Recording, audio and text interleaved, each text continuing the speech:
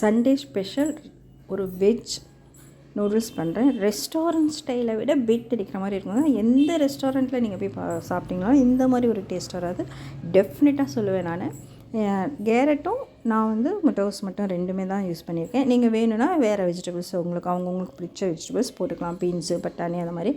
இதை வந்து நான் எப்படி செஞ்சேங்கிற ப்ராசஸ் ஒன் பை ஒன்னாக பாருங்கள். இதே மாதிரி செஞ்சு பாருங்கள், செம டேஸ்ட்டாக இருக்கும். பட் ஹெல்த்தி, ஹைஜீனிக் மெயின் அதுதான்.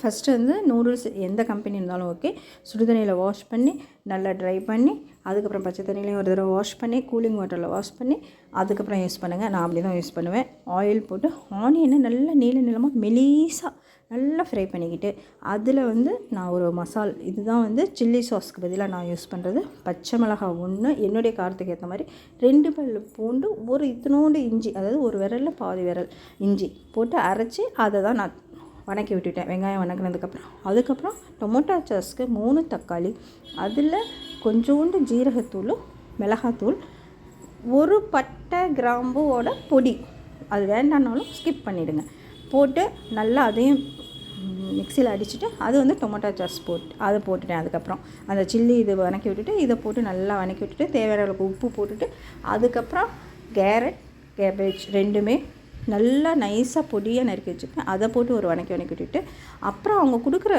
மசாலாவை அப்பப்போ நான் போட்டிருப்பேன். ஒன் பை ஒன்னாக கொஞ்சம் கொஞ்சமாக அந்த பேக்கெட்டில் அவங்க நூடுல்ஸில் கொடுக்குறாங்களோ அந்த மசாலா வந்து நான் வந்து 3 டிவிஷனாக போட்டிருப்பேன். ஃபஸ்ட் டைம் கொஞ்சம், அப்புறம் காய் போட்டு கொஞ்சம், அதுக்கப்புறம் லாஸ்ட்டாக போட்டிருப்பேன். அவ்வளோதாங்க. பெரட்டி எடுத்திங்கன்னா சூப்பரான வெஜ் நூடுல்ஸ் ரெடி. இது வந்து ரெஸ்டாரண்ட் மாடலில் நான் சைனீஸ் ரெஸ்டாரண்ட் கலந்து சைனீஸ் மாடலாகவும் இருக்கும். நம்ம ஹோம்மேடாக நான் பண்ணியிருப்பேன். எந்த சாஸோ எந்த கலர் இன்க்ரீடியண்ட்டோ நான் சேர்த்தல. என்னுடைய ஓன் வீட்டில் இருக்கிறது தான். வேறு எந்த மசாலாவும் இல்லை. அவங்க கொடுக்குற மசாலா மட்டும் நான் யூஸ் பண்ணாது. அதுதான் லாஸ்ட்டாக போட்டு பெரட்டி விட்டேன். சூப்பராக இருக்கும். லாஸ்ட்டாக கோரியண்டர் லீவ்ஸ், கொத்தமல்லி தழை போட்டு கொஞ்சம் வெங்காயம், ஆனியன், அவ்வளோதான் போட்டு சாப்பிட்டிங்கன்னா ஜூஸியாகவும் இருக்கும். ஆயில் அதிகமாக யூஸ் பண்ண தேவையில்லை. 2 கரண்டி இல்லை 3 கரண்டி, எவ்வளோ நீங்கள் குவான்டிட்டி எடுக்கிறீங்களோ அதை பொறுத்து தான்.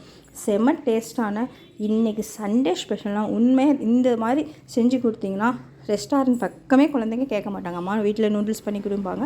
இந்த நூடுல்ஸையும் நான் வந்து நாமளாகவும் ப்ரிப்பேர் பண்ணலாம். அது ஒரு ஷார்ட்ஸ் நான் போடுறேன். இது பேக்கெட்டாக வாங்கினாலும் செய்யலாம். நாமளே கூட நூடுல்ஸ் ரெடி பண்ணுவோம். அதையும் நான் எப்படிங்கிறத இன்னொரு தடவை நான் ஷார்ட்ஸில் சொல்கிறேன். இது வந்து நான் வாங்கின நூடுல்ஸ் தான் செஞ்சேன்.